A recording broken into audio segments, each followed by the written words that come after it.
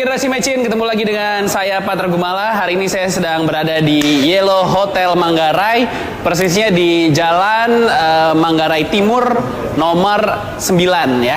Jadi untuk pemirsa yang mau ngelihat betapa enaknya hotel ini bisa follow Instagram di @yellowmanggarai. Sekalian mau nyobain makan di sini atau staycation sama keluarga juga bisa. Nah, untuk pecinta sepak bola, hari ini pas banget nih topiknya, kita mau ngomongin masa depan sepak bola Indonesia. Berhubung bulan November nanti akan ada ketua baru dari PSSI yang sekarang sudah dibuka pencalonan dan pendaftarannya. Nah, hari ini saya ada 3 narasumber. Siapa saja? Nah, dengerin dan nonton episode Generasi Mecin hari ini. Ada di atas kayaknya. Saya ke atas dulu ya. Nonton ya.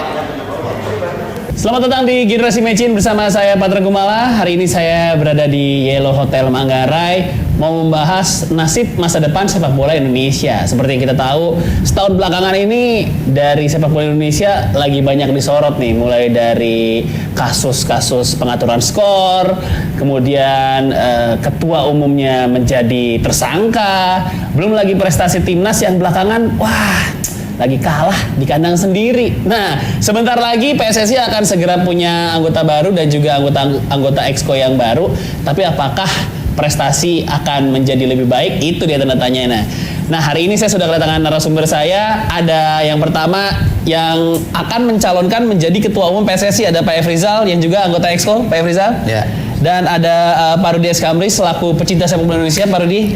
Dan ini ada mantan kapten ya timnas. Kapten gak sih Pak? Oh, mantan pemain aja ya? Iya, mantan pemain ya, timnas era 70 sampai 80-an ada Pak David Sulaksmono yang juga akan mencalonkan sebagai Exco ya Pak David ya? Oke, saya pertanyaan pertama mau nanya ke Pak Efrizal dulu nih. Sekarang kondisi PSSI di internal setelah ya kita bisa tarik hampir setahun terakhir lah dari yang tadi saya sedikit sebutkan Pak. Dari indikasi pengaturan skor, kemudian Pak Jogdri menjadi tersangka, dan yang terakhir kita kalah Pak di kandang sendiri sama Malaysia dan Thailand. Ini nih yang sangat akumulatif seperti sampai supporter juga kemarin masuk ke lapangan dan ada sedikit kegaduhan gitu Pak. Ya. Bagaimana Pak? Jadi kami November bulan depan tanggal 10 genap 3 tahun. Oke. Jadi kita kemarin fokus kepada program baik jaga pendek, jaga menengah, jaga panjang. Sudah fokus, sudah benar-benar pembinaan usia muda, ke wasit, ke pelatihan, dan sebagainya. Itu fokusnya PSSI sekarang. Nah, alhamdulillah yang difokus ini kita sudah lihat prestasi kita. Juara AFF U22. Kemarin kita satu-satunya negara ASEAN yang ikut Piala Asia dari 16 besar yang sekarang eranya pelatihnya Bima Sakti, yang sebelumnya juga kita U16 kita juga masuk perempat final juga di Malaysia ya. Nah, ini yang dihasilkan oleh PSSI sekarang. Yang senior ini memang bukan binaan PSSI sekarang, tapi yang dituntut yang akan menentukan ranking kita di FIFA itu adalah yang senior ini. Nah, senior ini perlu ada kesinambungan secara disiplin dari anak-anak ini terus naik terus ke atas. Nah, bagaimana dia naik ke atas? Melalui kompetisi. Itu yang disiapkan sarananya oleh PSSI. Kompetisi kita sekarang ada yang amatir U13 Suratin, U15 Suratin, U17 Suratin. Ada Elite Pro U16, U18, U20. Nah, ini kalau menurut FIFA ini PSSI ini dalam pembinaan sudah on the track.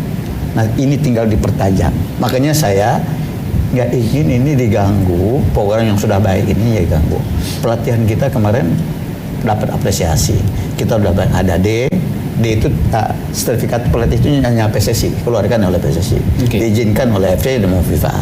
Yang itu bisa untuk pelatih kita yang di bawah-bawah. Yang sudah AFC atau FIFA itu adalah D, C, B dan A. Dan A kita malah sudah ada A Pro kita ya, kemarin yang sudah ikut berbulan-bulan ikut pelatihan, itu yang tuan rumahnya malah Indonesia yang ditunjuk. Termasuk Indra Safri CS dan kawan-kawan setelah ikut A Pro ya, yang semua pelatih di dunia ini memang harus ada di upgrade. Termasuk kemarin Bismillah itu di upgrade juga. Makanya dia telat datang, nggak jadi datang Indonesia. Salah satunya dia lagi ikut kepelatihan yang wajibkan oleh FIFA. Oke. waktu itu. Jadi dengan kata lain prestasi kita lagi menunggu untuk kedepannya nih dengan. Insya Allah dengan ini Lagi makanya dari kita makanya targetnya PSSI itu yang dalam programnya itu kita ikut Piala ikut Olimpiade tahun 2024. Oke. Siapa pemain kita? Ini yang pemain muda-muda kita sekarang. Itu yang ditarget oleh PSSI adalah pempat. Maka kalau saya kemarin melonceng kalau saya itu diteruskan, tapi kita harus ikut Piala Dunia tahun 2026. Oke. Nah, 2026 yang belum ditentukan tempatnya. Dan setelah Qatar kan, Qatar 2022, berarti 4 tahun kemudiannya adalah 2026. Siapa pemain kita? Inilah pemain kita yang sekarang ada Egy Maulana Fikri, ada Sa'di Ramdhani dan CS-nya termasuk ya Witan Sulaiman itu umurnya sekarang ber 17,5 tahun. Oke. Ya, dia masih bisa ikut U19. Oke. Ya, walaupun nggak ikut U19 dia, yang dipakai Mahathir Husaini. Padahal Nafsati kalau seandainya dipakai sama Faris ini dikasih sama NSAP. Tapi dia udah bisa main di U23. Ini anak-anak kita luar biasa, talenta kita luar biasa. Ini kan harus terus disaring sampai ke atas. Makanya kita PSSI sangat konsisten menggulirkan elite pro ini. Anak-anak ini harus lahir dari kompetisi yang ketat ini. Oke. Nggak ada di dunia ini orang lahir itu sepak bola tanpa kompetisi. Maka saya belum puas dengan kompetisi yang ada di amatir misalnya, dibagi grup. Itu belum kompetisi namanya. Tapi kalau PSSI ada duit ke depan, kalau sponsor kita PSSI-nya baik, nyaman, bagus, ini bukan tidak mungkin bisa kita biayai semua. PSSI nyaman, baik dan bagus. Iya. Oke, itu berarti yang setahun belakangan ini internal PSSI seperti apa Pak? Dengan banyaknya sorotan dan kasus. Kalau PSSI kan nggak ada masalah. Oke. Berjalan kan programnya nggak ada masalah. Tidak ada masalah. Yang masalah kan kalau orang yang main kan dulu, yang disebut mafia kan nggak pernah ada terbukti sampai sekarang. Oke. Sabah mana ada? Joko nggak terbukti mafia juga. Oke. Ada Pak Joko disebut mafia bola? Nggak ada. Joko tersangkanya karena dia digeledah kantornya, ada polis lain yang dia masuk ngambil laptop. Disitulah dia tersangkanya. Bukannya sebagai mafia bola. Nggak bisa terbukti dia sebagai mafia bola. Mafia bola itu pasti ada tapi kayak hantu gitu. Oke. Nah, PSSI menyiapkan siap dibantu dengan mafia itu bukan PSSI. Oke. PSSI bukan tukang tangkap. Iya. Kita pengurus nggak punya alat untuk menangkap mafia itu gitu. Saya mau nanya ke Pak Rudi deh selaku pecinta sepak bola, melihat kondisi sepak bola Indonesia belakangan ini gimana Pak Rudi? Terima kasih Mas. Ya. Saya sebagai pecinta bola tanah air ini sangat kecewa dengan kondisi sekarang ini. Ya. PSSI ini tidak pernah ada kemajuan. Karena menurut saya PSSI salah urus lah. Gitu ya. Karena menurut saya, mohon maaf nih Pak Rizal, bahwa kami sebagai masyarakat yang mempunyai potensi besar kita Pak, di dunia ini bahkan nomor 2 potensi supporter kita.